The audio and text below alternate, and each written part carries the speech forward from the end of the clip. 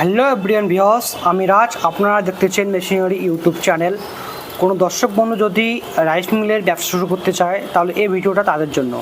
তো আজকে আমরা যে মেশিনটার কথা আপনাদেরকে বলতে চলেছি, এটা হচ্ছে একটা সিঙ্গেল ফেজের একটা রাইস মেশিন।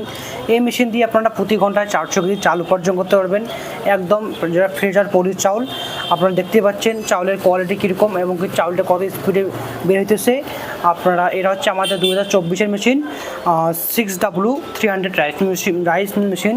এখানে আমরা অটোপে লাগিয়ে দিয়েছি, যেটা আপনারা এক চেঞ্জ ওভার সাহায্যে আপনারা মেশিনটিকে দুই সাইডে ঘোরাতে পারবেন।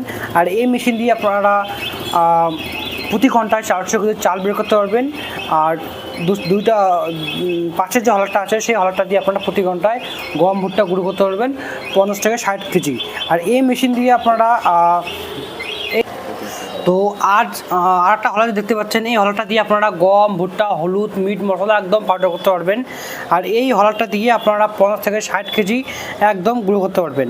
তো আমরা সরাসরি কাস্টমারের বাড়িতে গিয়ে একদম পুরোটা মেশিনটা সেটিং করে একদম লাইভ ডেমো করে কাস্টমারকে সুন্দরভাবে বুঝিয়ে দিয়ে আমরা এই মেশিনটি স্টার্ট করে দিয়েছি এবং চালু করে দিয়েছি। আপনারা দেখতে পাচ্ছেন এখানে হলার ধান ঢালা হয়েছে। এই ধান ঢালবেন